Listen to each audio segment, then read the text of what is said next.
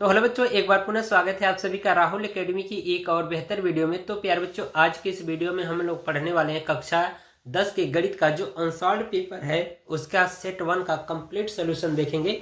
तो प्यारे बच्चों, यहाँ पर मेरे पास है कक्षा 10 के गणित का, ठीक है, अनसॉल्व्ड पेपर, जो कि ये राजीव प्रकाशन का टोटल एनसीईआरटी बेस है, ठीक है। और इसमें जो प्यारे बच्चे जो पेपर दिया गया है वो 2024 से लेकर के 2018 के जो प्रश्न पत्र है उनको यहाँ पर कंप्लीट इसमें दिया गया है। तो जितने भी सेट हैं प्यारे बच्चों, हम लोग एक एक करके बारी बारी से सभी सेट का कंप्लीट सोल्यूशन देखेंगे, ठीक है। तो प्यारे बच्चों, वीडियो शुरू करने से पहले यदि आप हमारे यूट्यूब चैनल पर पहली बार आए होंगे तो चैनल को सब्सक्राइब कर लीजिएगा। वीडियो पूरा देखिएगा बच्चों। वीडियो यदि आपको पसंद आती है तो वीडियो को लाइक करिएगा और साथ ही साथ चैनल को सब्सक्राइब करना न भूलिएगा।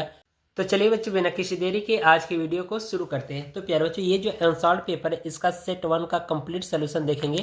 तो यहाँ पर देखिए दिया गया है गणित केवल प्रश्न पत्र सेट 1, जो कि 2024 का ये पेपर है, ठीक है। और इसका संकेतांक दे रखा है 822 HB और पूर्णांक टोटल दिया गया है 70 नंबर का, ठीक है। और जो समय है वो 3 घंटा 15 मिनट का है। और प्यारे बच्चों, यहाँ पर कुछ निर्देश दिए गए हैं जिसको आपको पढ़ लेना है और इन सभी निर्देशों को जब आप बोर्ड एग्जाम में बैठेंगे तो उनका पालन करना होगा, ठीक है। तो आइए हम लोग यहाँ पर खंड अ का जो बहुविकल्पी प्रश्न है, जो 20 ठे बहुविकल्पी प्रश्न होते हैं जो आपको OMR शीट में भरना होता है, तो उन सभी 20 प्रश्नों के सोल्यूशन देख लेते हैं। तो यहाँ पर प्यारे बच्चों देखिए कहा जा रहा है कि त्रिघात बहुपद के अधिक से अधिक शून्यकों की संख्या होगी, ठीक है। यानी कि कोई एक त्रिघात बहुपद दिया होगा और उसके अधिक से अधिक शून्यकों की संख्या पूछेगा।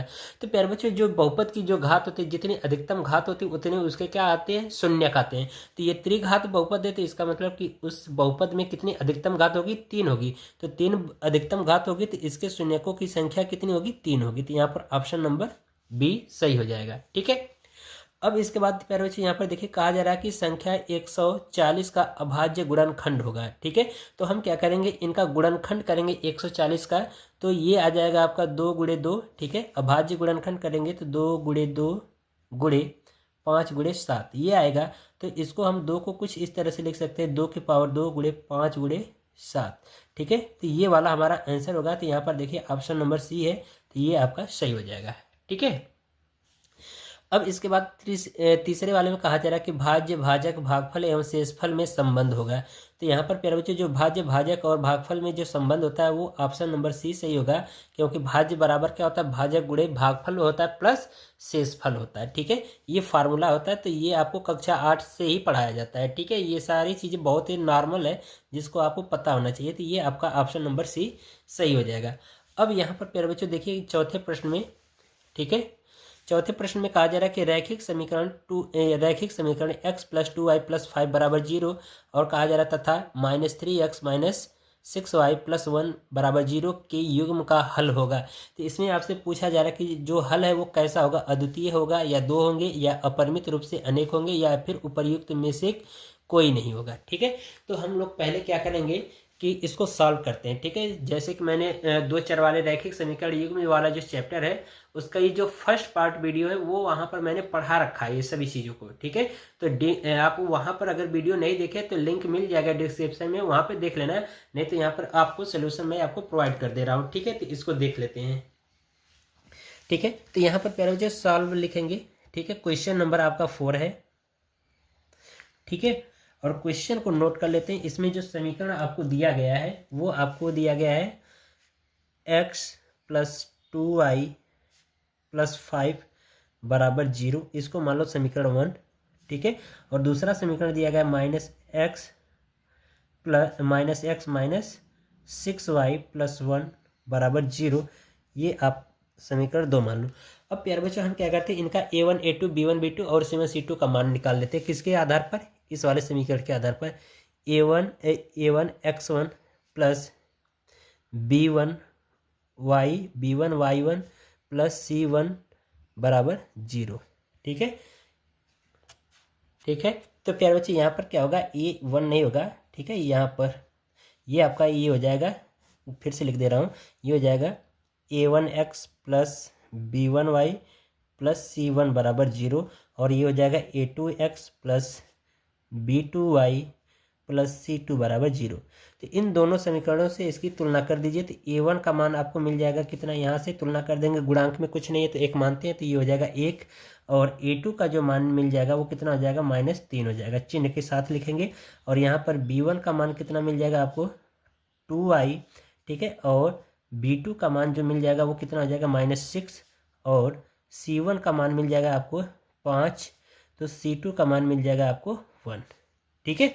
तो आप इनको क्या करिए, A1 A2 यानी A1/A2 और B1/B2 C1/C2 का अनुपात पता कर लेते हैं, ठीक है। तो ये हो जाएगा A1/A2 बराबर, तो A1/A2 का मान रखिए तो ये हो जाएगा 1/-3, ठीक है, कामा B1/B2 बराबर यहाँ पर हो जाएगा आपका 2/-6, तो ये हो जाएगा 2 × 2 2 3 6, तो ये हो जाएगा आपका 1/-3। तो यहाँ पर देख रहे हैं A1/A2 और B1/B2 का मान दोनों आपस में बराबर आ रहा है। तो अब C1/C2 को चेक कर लेंगे, ठीक है। तो ये हो जाएगा C1/C2, तो ये हो जाएगा C1 का मान आपका कितना मिल रहा है, 5, और C2 का मान 1। तो जो कि ये देख रहे हो कि इनके बराबर नहीं है, तो इसलिए कह सकते हैं हम इसलिए A1/A2 बराबर B1/B2 not equal to C1/C2, ठीक है। तो प्यारे बच्चों, जब ये कंडीशन आती है ना, ये वाली कंडीशन, तो ये क्या होता है, एक समांतर रेखा को प्रदर्शित करता है। ये दोनों समीकरण एक समांतर रेखा को प्रदर्शित करेगा, ठीक है। तो ये देख रहे हो कहीं पर प्रतिच्छेद नहीं कर रही है, तो इसलिए ये समांतर रेखा होगी, तो इसके कोई हल नहीं होगी। तो यहाँ पर हो जाएगा कोई हल नहीं, कोई हल नहीं, यही हमारा आंसर होगा। तो यहाँ पर आप ऑप्शन में देखिए, ठीक है, तो इसमें देख रहे हो कि कोई हल नहीं होगा, ठीक है। तो यहाँ पर ऑप्शन नंबर आपका डी सही हो जाएगा, यानी कि उपर्युक्त में से कोई नहीं, ठीक है। तो ये डी ऑप्शन सही हो जाएगा, ठीक है। अब इसके बाद यहाँ पर देखिए, पाँचवें में कह रहा कि श्रेणी दिया, समांतर श्रेणी दिया -5, -1 और दिया 3, 7 का सारवंतर होगा। तो ठीक है, तो सारवंतर के लिए हमारा A1 पद होता है, ये A2 पद होता है, ये A3 और ये 4 होता है, ठीक है। तो इसके लिए सारवंतर D बराबर क्या होता है, A2 - A1 होता है, ठीक है। तो इसी मान रख देंगे, तो D बराबर A2 का मान कितना हो जाएगा, यहाँ से -1 माइनस यहाँ से हो जाएगा -A1 का मान -5, तो ब्रैकेट हटाएंगे तो यहाँ से मिल जाएगा आपको कितना, -1 + 5, तो कितना आ जाएगा 4। तो सारवंतर कितना आ जा रहा है, D, यानी कि सारवंतर कितना आया, 4 आया। तो इसलिए ऑप्शन नंबर D सही हो जाएगा, ठीक है। ये हो गया। चलिए हम लोग अब नेक्स्ट क्वेश्चन इसका देखेंगे। अगले क्वेश्चन में प्यारे बच्चे देखिए, यहाँ पर कहा जा रहा है कि द्विघात समीकरण AX² + BX + C का C = 0 का विविक्तकर होगा। तो ये फार्मूला ही है, तो ये आपका ऑप्शन नंबर C सही हो जाएगा, B² - 4AC विविक्तकर कर, ठीक है। अब इसके बाद कहा जा रहा है कि दो बिंदुओं 2,3 और 4,1 के बीच की दूरी होगी। चलिए इसको नोट कर लेते हैं, ठीक है, इसको हल करके देखेंगे। तो यहाँ पर देखिए क्वेश्चन नंबर आपको दिया गया है 7 में, ठीक है, ऑब्जेक्टिव क्वेश्चन 7 में। मान लीजिए कि दो ये बिंदु, मान लो एक रेखा है और ए है, ये बी है, ठीक है। तो ए का जो बिंदु है वो आपको दिया 2,3 और बी वाला बिंदु जो दूसरा दिया वो 4,1 है। तो इनके बीच की दूरी पूछा जा रहा है, ठीक है।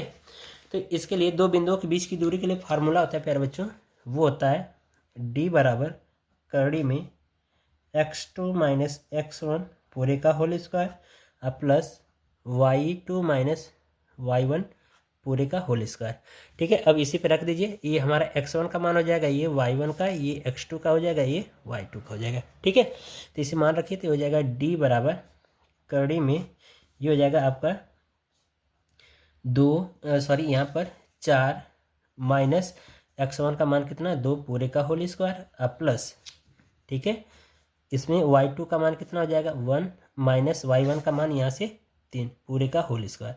इसको सॉल्व करेंगे तो यहाँ से घट जाएगा तो 2 बचेगा, तो वर्क कर देंगे, कितना मिल जाएगा 4, ठीक है।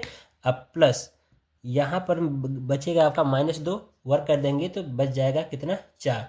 तो ये हो जाएगा करड़ी में 8, वर्गमूल यदि ले लिया जाए तो फिर बच्चे ये D बराबर कितना आ जाएगा आपका 2 करड़ी में 2 मात्रक, ठीक है, ये आंसर होगा। तो यहाँ पर आप देख सकते हो कि इसमें आपका ऑप्शन नंबर कौन सा है, B, ये सही हो जाएगा, ठीक है।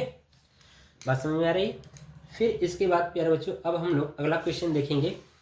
अगले क्वेश्चन में देखिए कहा जा रहा है कि एक समबाहु त्रिभुज ABC जिसकी भुजाएं क्या है, समबाहु त्रिभुज होता है तो प्यारे बच्चों उसकी सभी भुजाएं क्या होती हैं, आपस में बराबर होती हैं। तो उसकी भुजा दे रखा है 2a, तो कह रहा है कि प्रत्येक शीर्ष लंब की लंबाई होगी, शीर्ष लंब की लंबाई पूछा जा रहा है। तो इसको सॉल्व करके चेक कर लेंगे, ठीक है। तो ये आपका क्वेश्चन नंबर यानी कि जो ऑब्जेक्टिव क्वेश्चन का है वो 9वां है, ठीक है। इसमें कहा जा रहा है कि जो समबाहु त्रिभुज है, समबाहु त्रिभुज में त्रिभुज की तीनों भुजाएं बराबर हो जाएंगी। और ये समबाहु त्रिभुज कैसा है, ABC है। और यहाँ पर कहा जा रहा है कि ये जो लंबाई दी गई इसकी त्रिभुज की भुजा 2a, ये भी 2a, ये भी 2a।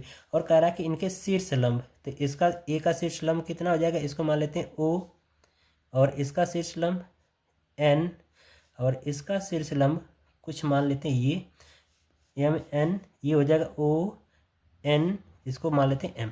तो एक का निकाल लेते हैं, बाकी का सब पता हो जाएगा, ठीक है। तो यहाँ पर मेरे बच्चों देख रहे हो कि ये टोटल किसके बराबर 2a के, ठीक है। तो यहाँ से यहाँ तक कितना हो जाएगा a, और यहाँ से यहाँ तक कितना हो जाएगा a, ठीक है।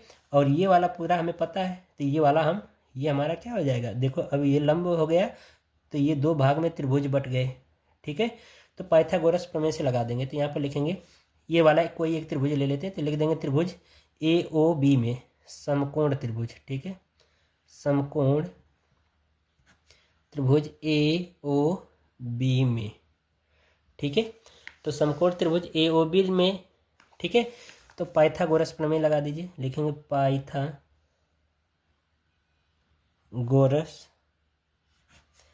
प्रमेय से,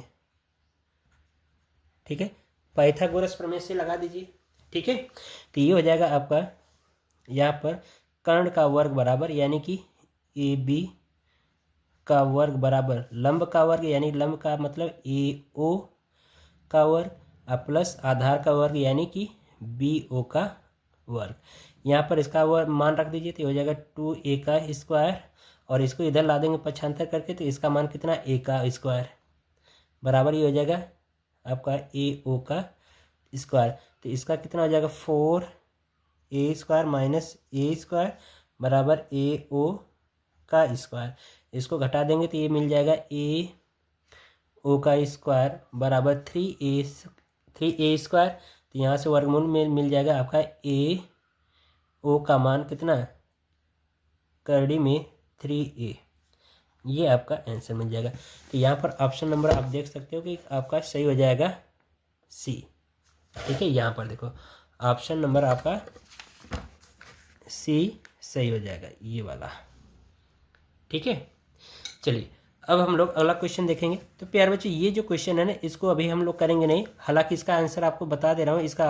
इसका जो आंसर आएगा वो 6 आएगा, क्योंकि इसको मैं इसलिए नहीं बता रहा हूँ क्योंकि यही चीज़ यहाँ पर मैं बताऊँगा, तो दोनों काम हो जाएगा। एक क्वेश्चन बताऊँगा, 2 चीज़ें आप हल कर लोगे, ठीक है। चलिए ये वाला क्वेश्चन नहीं करना प्यारे बच्चों, सिलेबस से अब हट गया है तो इसको छोड़ दीजिए। बाकी ये वाला देखिए, इसको सॉल्व कर लीजिएगा, तो इसका आपका आ जाएगा मान कितना D, यानी करड़ी में 3/2 आ जाएगा, ठीक है। इसको सॉल्व कर लीजिएगा, अगर नहीं होगा तो कमेंट में बताइएगा, करा दूंगा मैं, ठीक है। और यहाँ पर 13वां क्वेश्चन देख लो, ये इंपॉर्टेंट है, इसको मैं करा दे रहा हूँ, ठीक है। 13वें में कहा जा रहा है, यहाँ पर देखिए 1 + tan स्क्वायर A बट्टा 1 + cot स्क्वायर A का मान होगा, ठीक है। तो इसका आंसर जो आएगा प्यारे बच्चों tan स्क्वायर A आएगा। तो ऑप्शन नंबर D सही हो जाएगा। अब कैसे होगा इसको देख लो, ठीक है। तो यहाँ पर देखेंगे इसका क्वेश्चन नंबर है आपका 13, यानी कि क्वेश्चन 13। इसमें जो दिया गया प्यारे बच्चों दिया है 1 + tan स्क्वायर A बट्टा 1 + cot स्क्वायर A, इसका मान पूछा जा रहा है, ठीक है। तो इसका मान क्या होगा, इसको सॉल्व कर लो। हम क्या करेंगे, इसको तोड़ दें tan और cot को, ठीक है। तो ये हो जाएगा, सॉल्व कर देंगे तो ये हो जाएगा 1 + ये होता है साइन tan थीटा बराबर होता है साइन थीटा बटे कॉस थीटा, तो स्क्वायर के पद में है, तो साइन स्क्वायर A बट्टा कॉस स्क्वायर A, और इधर पूरे का बट्टा हो जाएगा 1 + और कॉट स्क्वायर वाला जो फार्मूला होता है प्यारे बच्चों वो होता है कॉस स्क्वायर A बट्टा साइन स्क्वायर A, tan का उल्टा हो जाता है, ठीक है। तो इसको सॉल्व कर लेंगे, तो इसका क्रॉस गुणा कराइए, तो ये हो जाएगा आपका sine square A plus cos square A पूरे का बट्टा कॉस स्क्वायर A, और उसी तरह से इसको सॉल्व करेंगे प्यारे बच्चों, तो ये हो जाएगा आपका साइन स्क्वायर ए, ठीक है, प्लस कॉस स्क्वायर ए पूरे का बट्टा साइन स्क्वायर ए, ठीक है। तो प्यारे बच्चों ये कट जाएगा और ये जो साइन है ऊपर चला जाएगा और कॉस नीचे हो जाएगा, तो ये हो जाएगा आपका साइन स्क्वायर ए बट्टा कॉस स्क्वायर ए, और ये किसके बराबर होता है, टेन स्क्वायर ए के। तो यही हमारा क्या हो जाएगा, आंसर हो जाएगा। तो यहाँ पर ऑप्शन आपका कौन सा सही हो जाएगा, डी सही हो जाएगा, ठीक है। चलिए बाकी ये 13वां क्वेश्चन है जो प्यारे बच्चों है 14वां, इसको आप देख लीजिएगा, ठीक है। इसका जो आंसर होगा प्यारे बच्चों मैं बता दे रहा हूँ, इसका जो आंसर आएगा ये आएगा, ठीक है, 0 होगा। अब 0 कैसे होगा इसको भी देख लो, चलो छोटा सा क्वेश्चन इसको भी दिखा दे रहा हूँ, ठीक है, सॉल्व करके। चलिए नेक्स्ट पेज पे देखते हैं। तो देखिए क्वेश्चन में दिया था आपको, क्वेश्चन नंबर आपका 15 है, ठीक है, क्वेश्चन 15, ठीक है। क्वेश्चन में दिया गया है आपको साइन 2a बराबर 2 साइन a, ठीक है। तो मान पूछा जा रहा है कि a का मान कितना होगा, ठीक है। तो चलिए इसको सॉल्व कर लेते हैं। तो प्यारे बच्चों ये इसका फार्मूला एक होता है, इसको सॉल्व लिख देंगे, यहाँ पर फार्मूला होता है उसको लिख देंगे। तो इसका जो फार्मूला होता है प्यारे बच्चों 2 sine a into cos a, ठीक है, और बराबर 2 साइन a, 2 साइन ए से कट जाएगा, ठीक है। तो बचा इधर कितना ए, क्योंकि इसका भाग करा देंगे तो इधर बचेगा 1, तो ये हो जाएगा कॉस ए बराबर 1, ठीक है। तो ये हो जाएगा कॉस के पद में कॉस ए बराबर कॉस 0 अंश का मान होता है ये, ठीक है। तो कॉस से कट जाएगा, तो ए बराबर कितना आ गया 0 अंश, ठीक है। तो ये हमारा आंसर हो जाएगा। तो यहाँ पर ऑप्शन नंबर आपका सही हो जाएगा जी, ठीक है, ये ऑप्शन नंबर ए सही हो जाएगा, ठीक है। बाकी ये जो प्यारे बच्चों जो क्वेश्चन है ना, पूछा जा रहा है कि कैप्सूल संयोजन है। कैप्सूल प्यारे बच्चों आपने देखा होगा कि कुछ इस तरह से होता है, कैप्सूल संयोजन ये होता है। तो अगर हम यहाँ से एक लाइन खींचे, एक यहाँ से खींचे, तो देखो 2 ठे अर्धगोले मिल रहे हैं, है ना, और एक हमारा क्या मिल रहा है, बेलन मिल रहा है, कुछ इस तरह से इसके अंदर होता है। तो इसमें हम कह सकते हैं जो कैप्सूल का संयोजन होता है 2 अर्धगोले और एक बेलन होता है, ठीक है। तो यहाँ पर आपका ऑप्शन नंबर कौन सा सही हो जाएगा, बी सही हो जाएगा, एक बेलन एवं 2 अर्धगोले का, ठीक है। और यहाँ पर देखिए जो इसका जो ऑप्शन सही हो जाएगा 17 में कहा जा रहा है कि यदि कुछ आंकड़ों का माध्य तथा बहुलक क्रमशः 32 एवं 35 है तो उनका माध्य होगा, तो इसका ऑप्शन नंबर 33 सही हो जाएगा, ठीक है। बहुलक निकालना मैंने पुरानी वीडियो में पढ़ा रखा है, लिंक मिल जाएगा वहाँ से देख लेना, ठीक है। बाकी यहाँ पर देखो पूछा जा रहा है कि निम्न, यहाँ पर कहा जा रहा है कि निम्न बारंबारता सारणी का बहुलक का वर्ग होता है। तो प्यारे बच्चों जो बारंबारता जो वाला कॉलम होता है जिसका सबसे अधिक मान होता है उसी का वर्ग अंतराल जो होता है वो हमारा क्या कहलाता है, बहुलक वर्ग कहलाता है। तो यहाँ पर देखो सबसे ज़्यादा इसमें बारंबारता किसकी ज़्यादा है, 19 की, और इसका वर्ग अंतराल क्या है 15 से 20। तो ये ऑप्शन नंबर आपका कौन सा सही हो जाएगा, 20 सही हो जाएगा, यानी 15 से 20, यानी कि जो बारंबारता वाला कॉलम होता है जिसका अंक सबसे ज़्यादा बड़ा होगा बारंबारता में, उसी का वर्ग अंतराल ही हमारा क्या कहलाता है, बहुलक वर्ग कहलाता है। तो ये 19 सबसे बड़ा है, तो इसका वर्ग अंतराल कितना है, 15 से 20 है, तो इसका जो बहुलक वर्ग क्या होगा 15 से 20 होगा। तो ये ऑप्शन नंबर बी सही हो जाएगा। बाकी प्रायिकता क्वेश्चन है, तो प्रायिकता में इसमें कह रहा है कि 2 पासों के एक साथ उछालने पर दोनों पासों पर प्राप्त अंकों का योगफल 10 होने की प्रायिकता होगी, तो इसका ऑप्शन नंबर ए सही हो जाएगा, ठीक है। बाकी इसमें कह रहा है 20 में कि एक पासे एक बार फेंकने पर सम संख्या प्राप्त होने की प्रायिकता है, ठीक है। तो इसका ऑप्शन नंबर आपका सी सही हो जाएगा, यानी 1/2, ठीक है। अब इसके बाद प्यारे बच्चों जो क्वेश्चन हमारा है ना, जो खंड ब, ये बड़े क्वेश्चन है और बढ़िया क्वेश्चन है, इनको तो काफ़ी अच्छे तरीके से तैयार कर लेना, प्रैक्टिस जरूर करना, प्रैक्टिस मेन चीज़ होती है। प्रैक्टिस जितना आप करोगे आपका उतना ही कॉन्सेप्ट निखर के आएगा, ठीक है, उतना ही आपको क्वेश्चन करने का कॉन्फिडेंस बढ़ेगा, ठीक है। तो ये चीज़ है। तो 21वें क्वेश्चन में कह रहा है सभी भाग हल कीजिए, ठीक है। तो जो कुछ क्वेश्चन है मैं करा दे रहा हूँ, बाकी और क्वेश्चन आपके ऊपर छोड़ रहा हूँ, आप स्वयं करिएगा बच्चों, क्योंकि अगर मैं पूरे पेपर का क्वेश्चन सॉल्व कराऊंगा तो वीडियो लंबी हो जाएगी ज़्यादा। तो कुछ जो क्वेश्चन महत्वपूर्ण क्वेश्चन जो आप मुझे लगता है कि नहीं कर पाओगे उसको मैं करा दे रहा हूँ, बाकी आप छोड़ दे रहा हूँ आपके ऊपर, आप करिएगा। नहीं कर पाते तो कमेंट जरूर करिएगा बच्चों, ये मैं पहले से आपको रिक्वेस्ट कर रहा हूँ, कमेंट में करेंगे तो मैं आपको वीडियो प्रोवाइड कर दूंगा, ठीक है। चलिए बाकी ये जो क्वेश्चन देखिए कह रहा है कि एक घन का आयतन 1331 घन सेंटीमीटर है, तो प्रत्येक यानी कह रहा है कि इसकी प्रत्येक भुजा ज्ञात कीजिए। तो घन का आयतन बराबर प्यारे बच्चों क्या होता है, सूत्र भुजा का क्यूब होता है। तो ठीक है, तो इसको देख लीजिए 21 नंबर का जो क्वेश्चन है उसका क वाला क्वेश्चन कर रहे हैं हम लोग। इसमें कह रहा है कि घन का आयतन दे रखा है आपको, तो यहाँ पर लिखेंगे घन का आयतन बराबर आपको दे रखा है 1331 घन सेंटीमीटर, ये आपको दे रखा है। तो भुजा पूछ रहा है, ठीक है। प्यारे बच्चे इसका जो फार्मूला होता है घन का आयतन बराबर ने, वो होता है, लिख देंगे यहाँ पर घन का आयतन बराबर भुजा का क्यूब होता है, ठीक है। तो यहाँ पर घन का आयतन आपको दे रखा है, तो यहाँ पर मान रख दीजिए 1331 बराबर भुजा का क्यूब, ठीक है। तो यहाँ से जो क्यूब है ना यहाँ पर आ जाएगा घनमूल के रूप में, तो ये हो जाएगा भुजा बराबर करड़ी में, ये घनमूल के रूप में आएगा। तो ये करड़ी की 3 घात लगा देंगे, ये हो जाएगा 1331। इसका गुणनखंड प्यारे बच्चों जो जब करेंगे ना तो वो 11 गुणे 11, ठीक है। ये 11 का घनमूल होता है। तो इसमें से एक बाहर निकल जाएगा, तो भुजा आ जाएगी कितना आपका, ये हो जाएगा 11 सेंटीमीटर। ये आपका आंसर हो जाएगा। बहुत ही सिंपल क्वेश्चन था लेकिन 2 नंबर में था, ठीक है।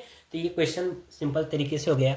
बाकी यहाँ पर देखिए कहा जा रहा है ख वाले में कि द्विघात समीकरण x² + 3x - p बराबर 0 का एक मूल 2 हो तो p का मान ज्ञात कीजिए। तो ये जो प्यारे बच्चे जो 2 दिया जाता है ना, मूल जो संख्या है, इस समीकरण को क्या करता है, संतुष्ट करता है। तो हम क्या करेंगे, x की जगह पर क्या करेंगे 2 रख करके p का मान निकाल लेंगे, ठीक है।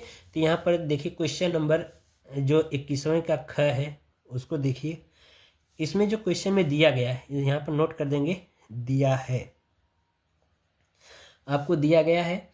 तो इसमें जो दिया गया है प्यारे बच्चों समीकरण x² + 3x - p बराबर 0 और x यानी मूल 1 आपको दे रखा है। तो यही जो x का मान है यहाँ पर रख दीजिए, इनके यहाँ पर जहाँ जहाँ x है, तो ये हो जाएगा, ठीक है। ये 0 है, ठीक है। तो यहाँ पर रख देंगे 2 का स्क्वायर प्लस 3 गुणे 2, ये -p को इधर ला दें तो ये हो जाएगा p, ठीक है। तो इसको सॉल्व कर लीजिए, तो ये हो जाएगा 4 + 6 बराबर p। तो प्यारे बच्चों p का मान कितना आ गया, 10। यही आंसर हो गया। देखो कितना छोटा क्वेश्चन 2 नंबर में पूछा था, ठीक है। अब इसके बाद प्यारे बच्चों ये जो क्वेश्चन है देखो कहा जा रहा है कि cos थीटा बराबर 15/17 हो तो sin थीटा का मान ज्ञात कीजिए। तो आपको पता होना चाहिए लाल बट्टा कक्का से जो त्रिकोणमिति का सूत्र होता है, यहाँ पर देखो LAL बट्टा कक्का के A, ठीक है। तो ये sin थीटा का होता है, ये cos थीटा का, यानी cos थीटा बराबर क्या होता है, आधार बट्टा कर्ण होता है, ठीक है। तो यहाँ पर cos थीटा की जगह पर आपको देखो मान दे रखा है कितना, यहाँ पर 15/17, तो ये हो जाएगा 15/17। तो आपको आधार और कर्ण का मान पता है, तो पाइथागोरस प्रमेय से किसका, लंब का मान ज्ञात कीजिए। लंब का मान ज्ञात हो जाएगा तो यहाँ पर फार्मूले में रख देना, आसानी से हल हो जाएगा, ठीक है, कर लेना। अब इसके बाद प्यारे बच्चों ये जो क्वेश्चन है इसमें पूछा जा रहा है माध्य ज्ञात करना। तो माध्य ज्ञात करने के लिए प्यारे बच्चों हमारे पास 3 विधियां होती हैं। एक होती है प्रत्यक्ष विधि होती है, एक पग विचलन विधि होती है, एक कल्पित माध्य होती है। 3 विधियां होती हैं।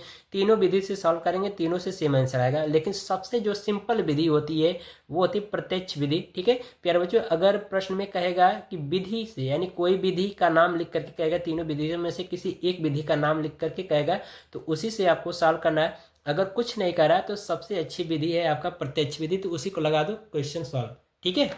तो ये चीज़ें, तो चलिए हम लोग इस क्वेश्चन को सॉल्व करते हैं। तो चलिए यहाँ पर देखते हैं इसको।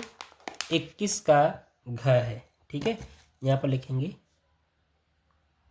21 घ, ठीक है। तो प्यारे बच्चों इसमें कुछ कॉलम होते हैं जो कि आपको ध्यान रखना है। तो यहाँ पर किस विधि से सॉल्व कर रहे हैं उस विधि का नाम लिख देते हैं। यहाँ पर लिख देंगे प्रत्यक्ष विधि से, ठीक है। जिस विधि से सॉल्व करोगे उस विधि का नाम शुरू में आपको लिख देना होगा, प्रत्यक्ष विधि से, ठीक है। तो इसमें जो वर्गीकृत आंकड़े जो दिए गए हैं, ठीक है, इनको नोट कर लेते हैं। यहाँ पर लिखेंगे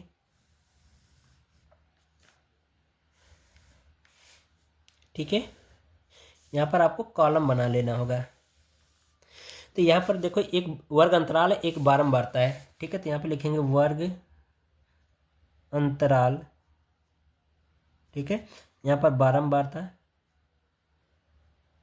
बारंबारता, और प्यारे बच्चों जो बारंबारता होता है ना, ये हमारा f का मान होता है। यहाँ पर i भी लिखा होता है, आप लिखिए i, चाहे मत लिखिए, कोई दिक्कत नहीं है। और ये जो प्यारे बच्चों मान होता है, यहाँ पर आपको रखना होगा, यहाँ पर किसका मान, xi का मान निकालना होता है, और यहाँ पर f इंटू xi ये आपको निकाल लेना है, ठीक है। तो ये कॉलम होता है प्रत्यक्ष विधि का, जो कि आपको ध्यान रखना है, जो कि इसमें आपको ये 2 दिया होता है, 2 हमें निकालना होता है। तो कहाँ से कहाँ तक दिया है, देखो 0 से लेकर के, यानी 0 से 2 दिया है, यानी कि 2 2 का अंतर रखा, कहाँ तक, 10 तक, ठीक है। यहाँ पर देखो, तो यहाँ पर लिखेंगे 0 से 2, यानी कि जिस पे ख़त्म होता है उसी से शुरू भी होता है। तो हो जाएगा 2 से 4, 4 से 6, 6 से 8, और 8 से 10, इतना आपको दिया गया है। और यहाँ पर जो मान दिया गया है फिर बच्चों 1 2 6 8 3, और एक ये नीचे हमें कॉलम बना लेना होता है किसका, कुल योग का। तो यहाँ पे लिख देंगे कुल योग, ठीक है। ये आपको ध्यान रखना है, ये इसके प्रत्यक्ष विधि के कॉलम होते हैं, ठीक है। तो अब xi का मान कैसे निकलेगा, ये जो प्यारे बच्चों जो दिया गया होता है ना, ये उच्च सीमा प्लस निम्न सीमा, ठीक है, इनको जोड़ करके 2 से भाग कर दिया जाता है। तो ये 0 में 2 जोड़ोगे तो 2 ही मिलेगा, और 2 से भाग करेंगे तो 1, ठीक है। अब इसको देखो 6 है, यानी 4 है, और ये 2 है, तो जोड़ देंगे 6 हो जाएगा। 6 में क्या करेंगे, टोटल 2 से डिवाइड कर देंगे तो कितनी बार जाएगा, 3 बार।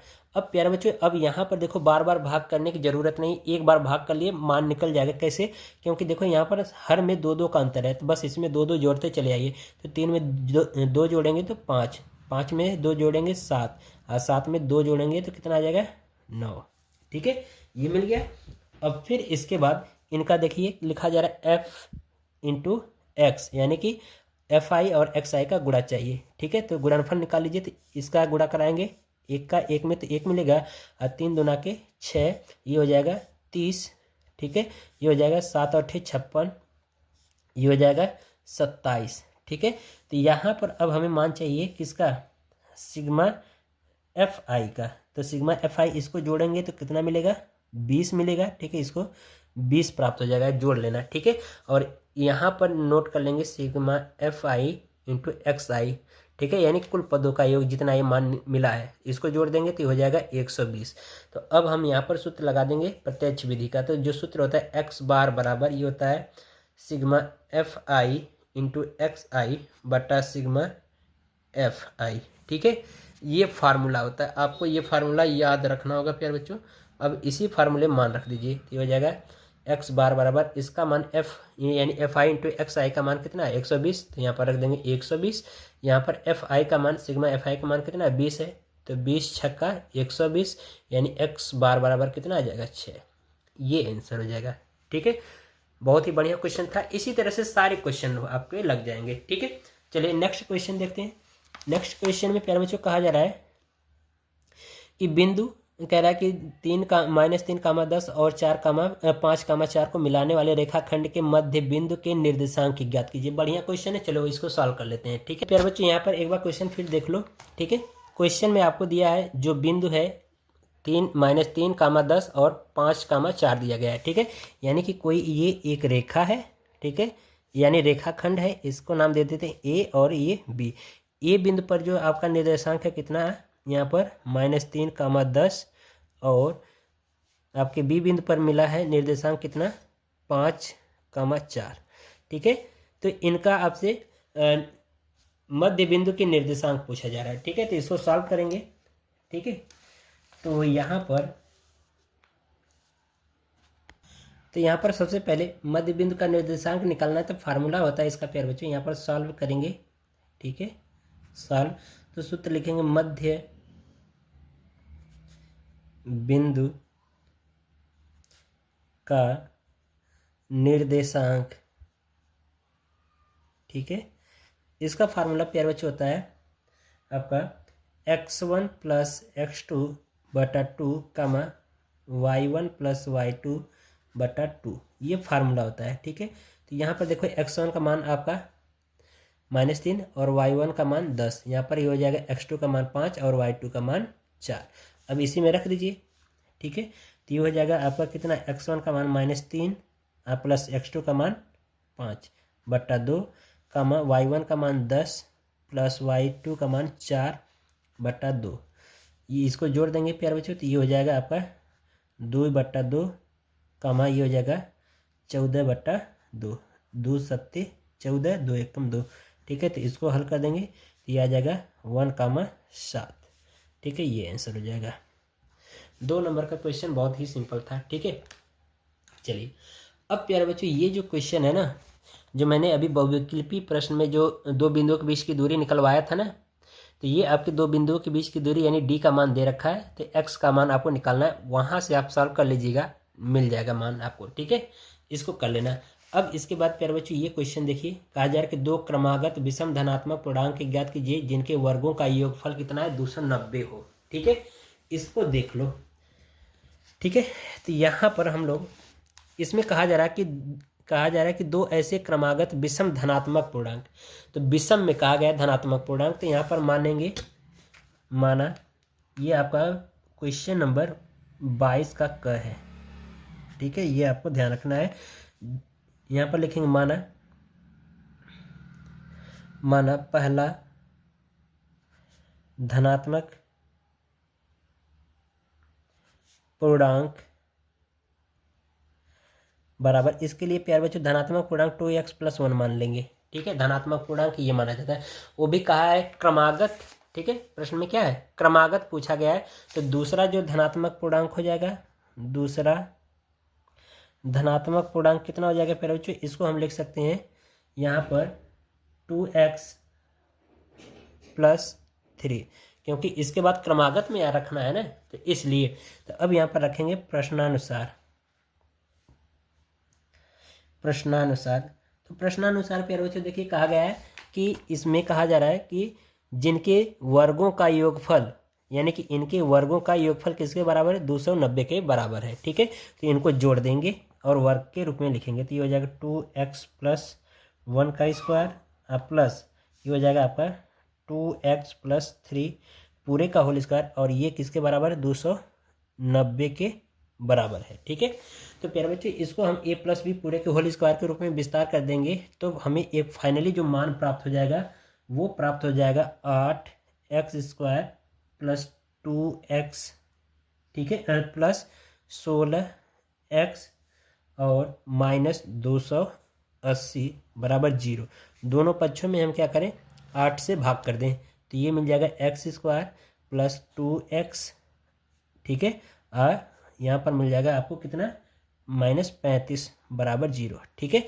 अब ये हमें एक द्विघात समीकरण मिल गया, इसी का गुणनखंड कर देंगे तो प्यारे बच्चों जो गुणनखंड मिलेगा वो हमारा फाइनली मिल जाएगा आपका ये, तो एक मिलेगा इतना, ठीक है।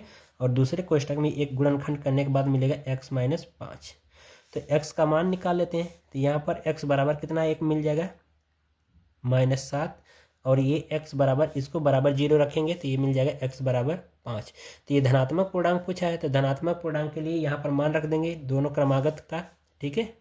तो ये धनात्मक मान है, ये ऋणात्मक, तो ऋणात्मक वाला रखेंगे नहीं, यहाँ पर रखिए x की जगह पर, तो ये हो जाएगा 2 × 5 + 1, तो ये हो जाएगा आपका 11, और यहाँ पर रख देंगे तो ये हो जाएगा 2 × 5 + 3, तो ये हो जाएगा 13।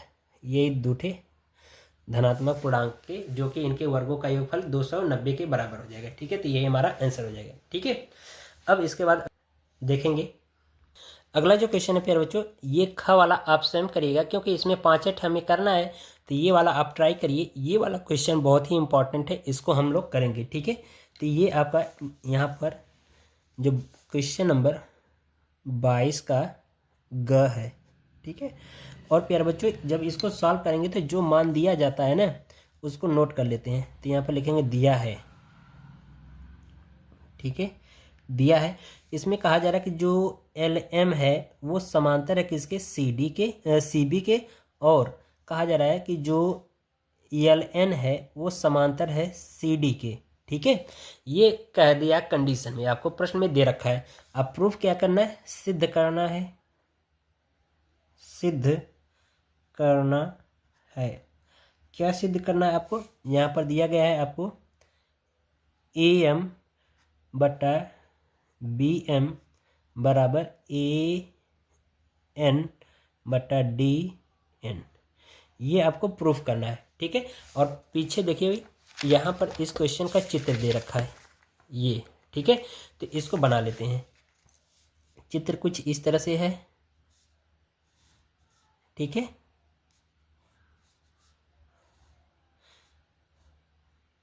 ये है चित्र, और यहाँ पर बिंदु आपको दिया गया है ABCD, और यहाँ पर है LMN, ये दिया गया है। तो यही हमें प्रूफ करना है। तो यहाँ पर सॉल्व करेंगे। तो प्यारे बच्चे यहाँ पर समकोण त्रिभुज ले लेंगे ABC से। ठीक है, तो लिखेंगे यहाँ पर समकोण त्रिभुज ABC से। ठीक है, समकोण त्रिभुज ABC ले लेंगे। ठीक है, तो यहाँ पर लगा देंगे पाइथागोरस प्रमेय। पहली बात तो इसको दर्शा दें कि जो LM है, ठीक है, वो समांतर है BC के। ठीक है, तो ये आपको लिखेंगे LM समांतर है BC के। कैसे? ये प्रश्न में आपको दिया, तो यहाँ पर लिख देंगे दिया है। ठीक है, ये हो गया। अब फिर इसके बाद अब यहाँ पर देखिए पाइथागोरस प्रमेय लगाएंगे। ठीक है, तो यहाँ पे लिख देंगे पाइथागोरस नहीं प्यारे बच्चों, थेल्स प्रमेय। ठीक है, थेल्स प्रमेय से। ठीक है, थेल्स प्रमेय लगा देंगे तो यहाँ पर हो जाएगा AM बटा BM बराबर, ठीक है, ये हो जाएगा AL बटा CL, ये हो जाएगा। इसको मान लो समीकरण 1। ठीक है, अब इसके बाद हम फिर दोबारा त्रिभुज लगा देंगे। ये त्रिभुज यानी कि समकोण त्रिभुज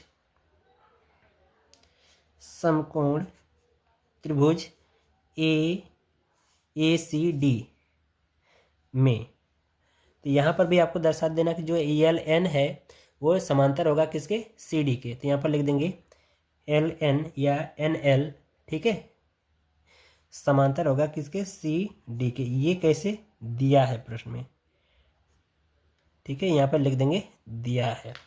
अब इसके बाद यहाँ पर भी थेल्स प्रमेय लगा दीजिए। तो ये हो जाएगा आपका AN बटा DN बराबर, ये हो जाएगा AL बटा CL। इसको समीकरण नंबर 2। तो अब यहाँ पर देखो समीकरण 1 और 2, तो यहाँ पर भी LN AL बटा CL है, यहाँ पर भी AL बटा CL है। तो हम क्या करेंगे कि ये वाला जो मान है यहाँ पर रख देंगे। ठीक है, तो आगे वाले पेज पे देखेंगे। तो जो पीछे मान दिया गया था उसको मैंने नोट कर दिया। तो अब इसको हम क्या करते हैं, व्युत्क्रम ले लेते हैं इसको। तो यहाँ पर लिखेंगे व्युत्क्रम करने पर, व्युत्क्रम करने पर इसका व्युत्क्रम कर दीजिए, यानी कि जो नीचे लिखा है उसको ऊपर लिख दो और जो ऊपर लिखा है उसको नीचे लिख दो। तो ये हो जाएगा BM बटा AM बराबर, ये हो जाएगा ND बटा AN। ठीक है, ये हो गया। अब दोनों पक्षों में एक जोड़ दो। तो लिखेंगे दोनों पक्षों में एक जोड़ने पर, ठीक है, एक जोड़ दीजिए। तो ये हो जाएगा BM बटा AM प्लस 1 बराबर, ये हो जाएगा ND बटा AN प्लस 1। इसको अब सॉल्व कर दो। ठीक है, तो ये हो जाएगा आपका BM प्लस AM, इसका गुणा कराएंगे तो AM बटा AM अब बराबर, ये हो जाएगा ND प्लस 1 प्लस AN बटा AN, ये हो गया। अब प्यारे बच्चों ध्यान से देखो यहाँ पर चित्र में यहाँ पर देखो, यहाँ पर कहा गया है कि BM प्लस AM। ठीक है, तो यहाँ पर देखिए BM प्लस AM किसके बराबर है? AB के। और यहाँ पर देखो ये जो लिखा है यहाँ पर ND प्लस AN, तो यहाँ पर देखिए ND, ठीक है, ND प्लस AN ये किसके बराबर है? AD के। तो हम लिख सकते हैं इनकी जगह पर AB बट्टा, यानी AB बराबर यहाँ पर लिख देंगे AB और यहाँ पर लिख देंगे AD। तो ये हो जाएगा आपका AB बट्टा एम बराबर ये हो जाएगा AD/AN।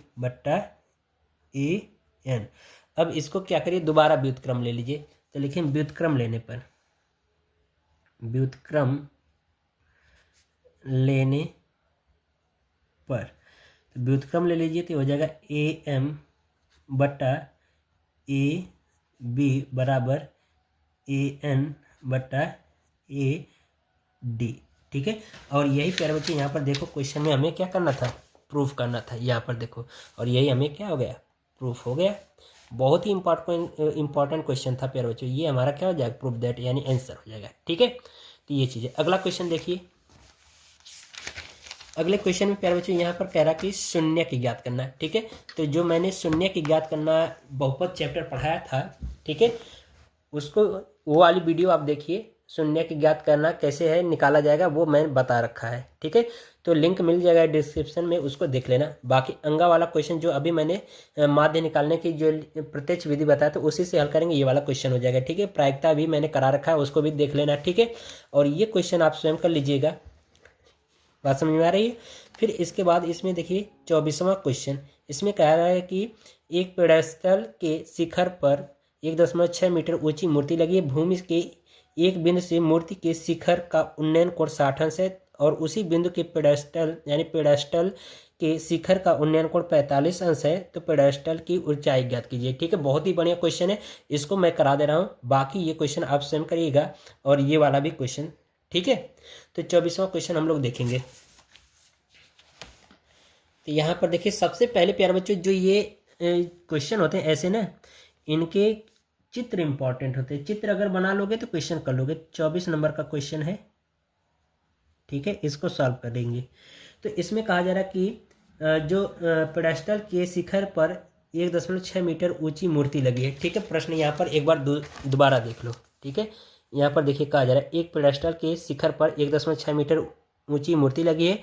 भूमि के एक बिंदु से मूर्ति के शिखर का उन्नयन कोण 60 अंश और उसी बिंदु के पेडेस्टल के शिखर का उन्नयन कोण 45 अंश है। तो पेडेस्टल की ऊंचाई ज्ञात कीजिए। ठीक है। तो यहाँ पर हम मान लेते हैं कोई एक पेडेस्टल है।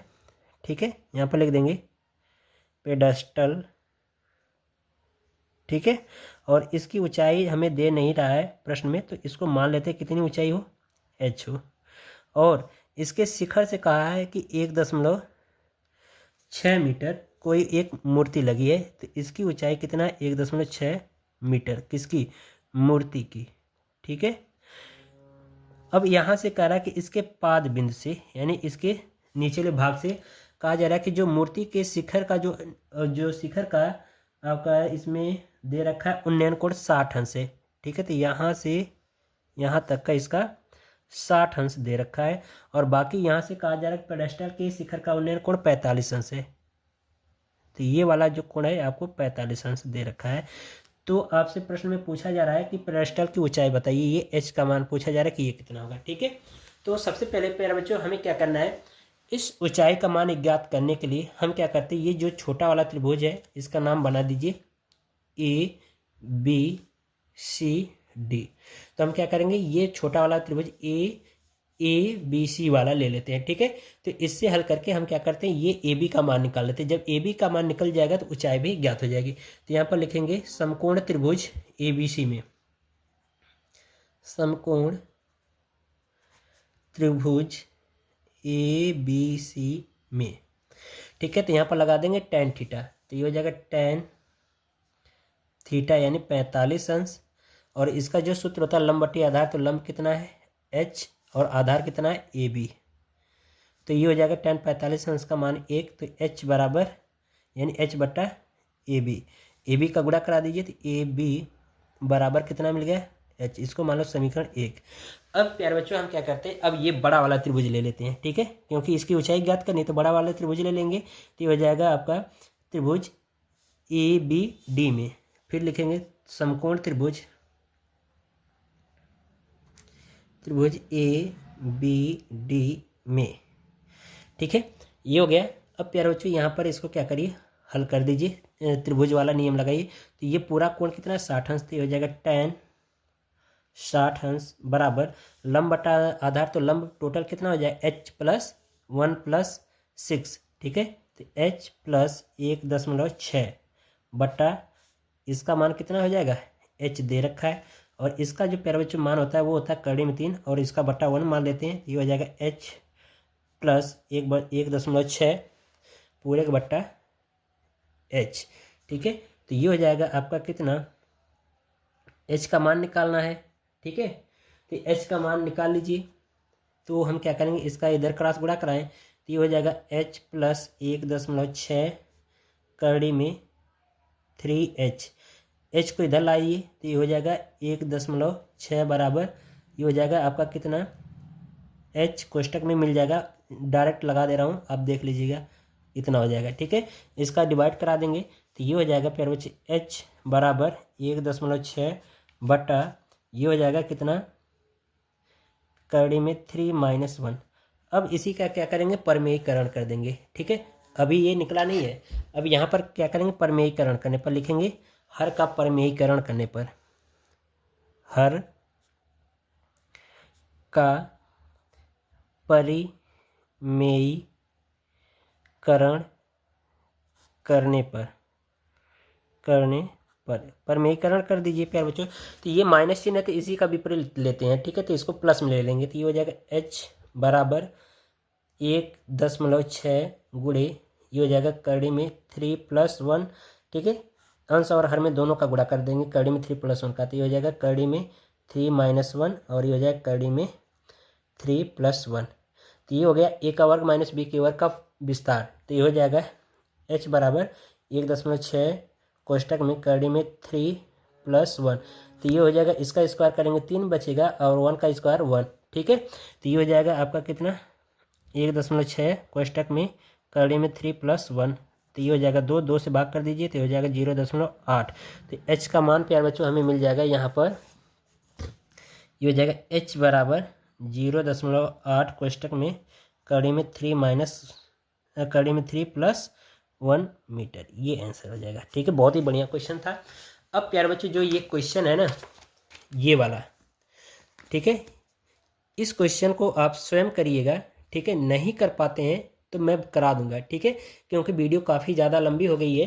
करना कुछ नहीं प्यारे बच्चों, यहाँ पर देखो मैं समझा दे रहा हूँ, इसको आप स्वयं कर लीजिएगा। ठीक है, यहाँ पर देखो, अगर हम ये शंकु की अगर ये लगाएं, ठीक है, तो ये हमारा क्या होगा, लंब हो जाएगा। और ये देखो व्यास दे रखा है, इस अर्धगोले का व्यास दे रखा है, तो त्रिज्या निकालेंगे तो ये हो जाएगा 35 यानी 3.5/2।